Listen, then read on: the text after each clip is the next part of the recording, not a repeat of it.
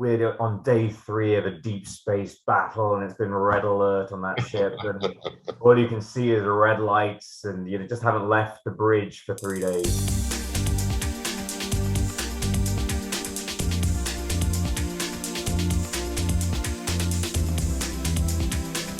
Guys, congratulations on the new season of the Orville. I got to watch a few of the first episodes and really enjoyed them. Mark, let's start with you because Isaac plays a pretty central role in the new season. Talk a little bit about the sort of pushback he's facing from some of the crew and how that plays out. Yeah, well, let's face it, end of season 2, he's not a popular chappy, and that's how we start season 3. Yeah, I mean, he did save the day at the end of season 2, but he also caused all the trouble in the first place. So what do you do with a guy like that, right? He can't go back to Ceylon, so he's stuck on the ship, and it's not necessarily the most friendly environment for him. So yeah, he's that's where we start with him in season 3, and we jump right in there with the first episode about how unpopular he is. And strangely for Isaac, he actually takes it on board and processes it in his own particular way to surprising effect. Yeah, for sure. Peter, talk a little bit about Commander Bordas and where he is at the start of the season and how that's going to play out for him. Well, without giving anything away, I think when we finally catch up to Bordas,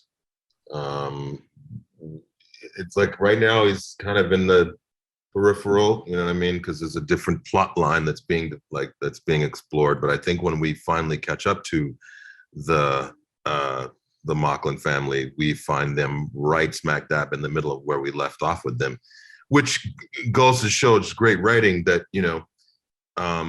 like while all like these multiple storylines, like when we come back and we sort of go around round robin, and then we check in with Ed, we check in with Kelly, we check in with, and by the time we check in with Clyden and Bordas, we realize, oh my God, they've been dealing with the same issue in the set of, the storyline that they've been dealing with, the whole time. So that it's not like, what's great is that it's a continuation.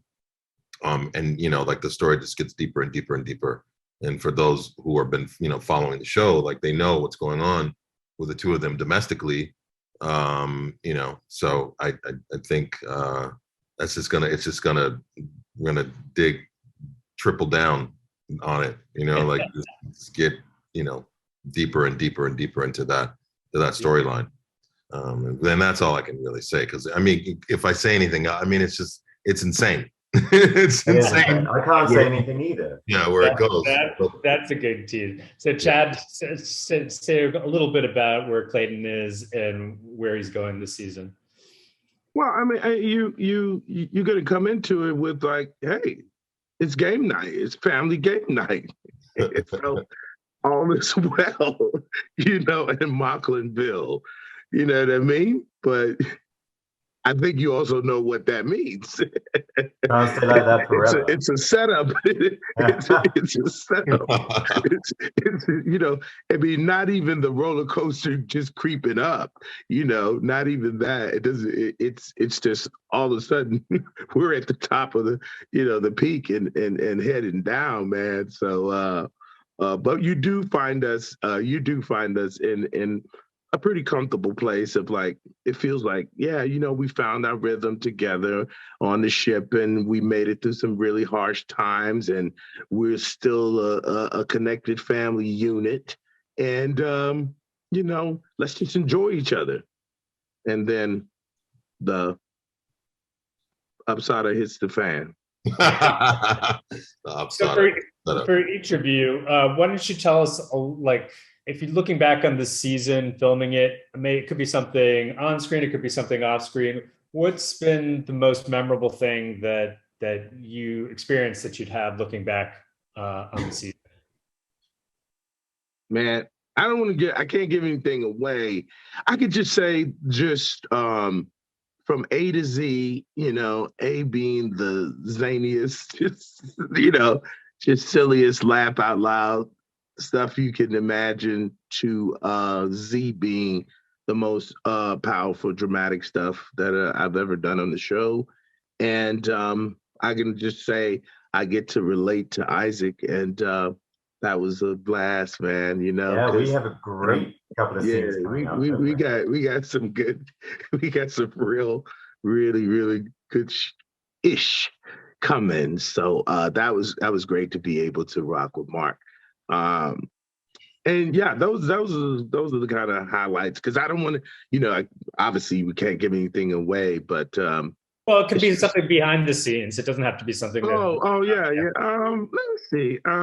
The silly way we relate to each other while we're on set, all the little inside jokes, and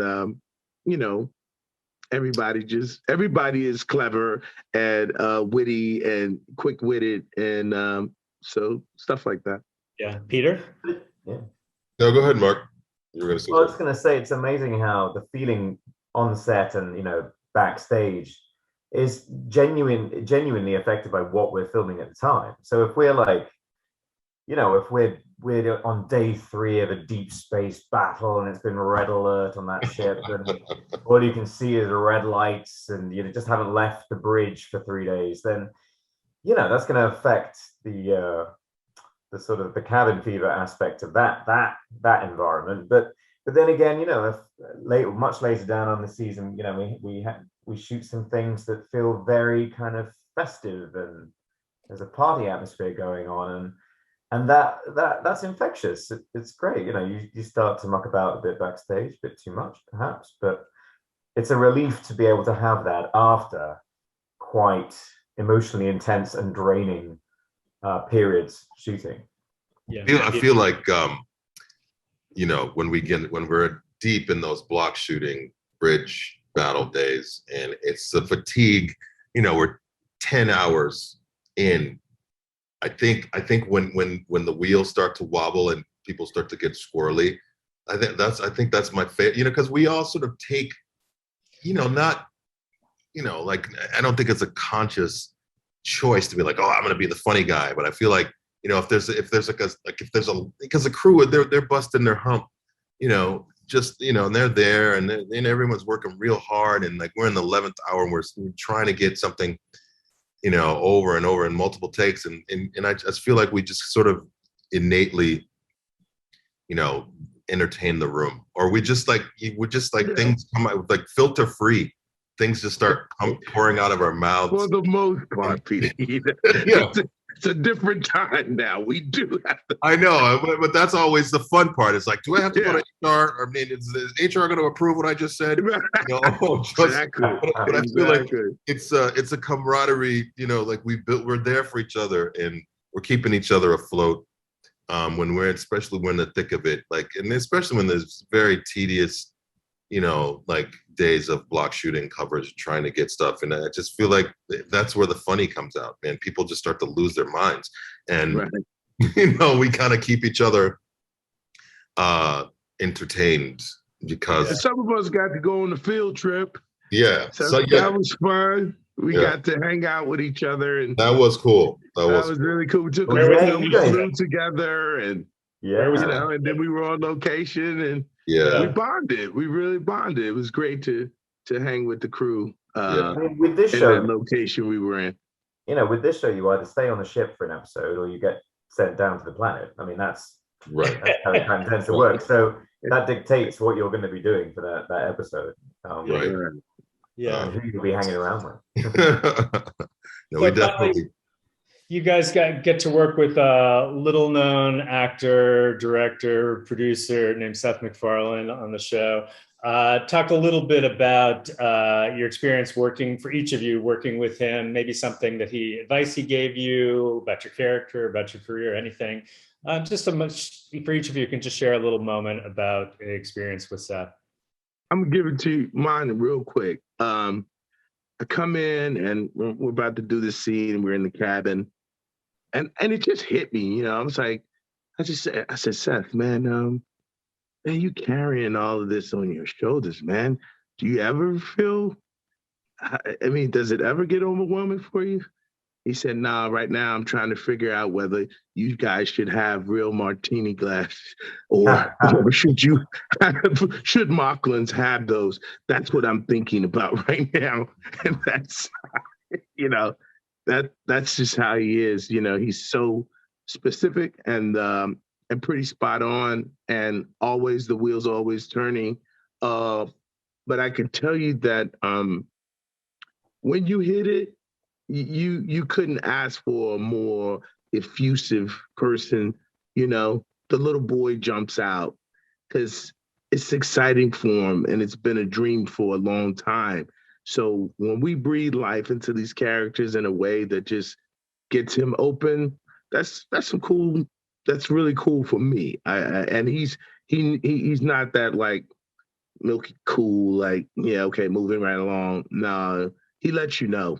He really lets you know, and that's a great feeling. Mm-hmm. Yeah, I mean, he's one of America's greatest satirists, so don't think you're gonna get away without feeling a bit of that. I mean, he likes to take the mickey out of my English accent on a daily basis. Yeah, which never gets old. And you know, so we all know his sense of humor, but as Chad said, he's like a kid with wonder in his eyes when he sees everything going well. It's a joy to give him what he's wanted, what he was wanting for that particular moment in the scene or whatever. Yeah. And he takes the art of acting very seriously.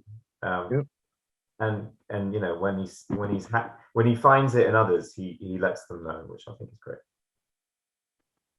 I think what's been really great is that, you know, people are like, how's it working with Seth? And like, he's just such a regular dude. You know what I mean? He's such like an unassuming, you know, just like not like a big, you know, ego filling, like room filling. You know what I mean? It's just like, it's about the work and like and laughs and humor, but he's a very serious guy. But doesn't wear that on his sleeve. I mean, he's a very comfortable person to be around. And he really knows what he wants. And what's been great is that, you know, he's not just directing the shows, but he's like, you know, he's number one in the call sheet. So he's like, you know, at times have the majority of the lines or has a lot of like the coverage and stuff like that. So he's in it with us, you know, as the ensemble of 8 of us, you know, like they're, you know, and so he understands our side of the camera and understands like all of the work that has led up to getting us to, you know, shooting. So he's very specific about the language. You know, make sure you get that "and" in there. There's an "and" in there. Make sure, you know, and you really that's really helpful to know that like someone's such a wordsmith and they're so like in tune. And he like the writing is really written specifically for each of our characters. Like we like and if something sounds foreign to the, like, you know, like he's approachable to be like, yeah, this doesn't feel like this is what I would say this, or like, let's trim the fat out of this, or let's whatever. So he's very approachable. So he's got all this stuff going on.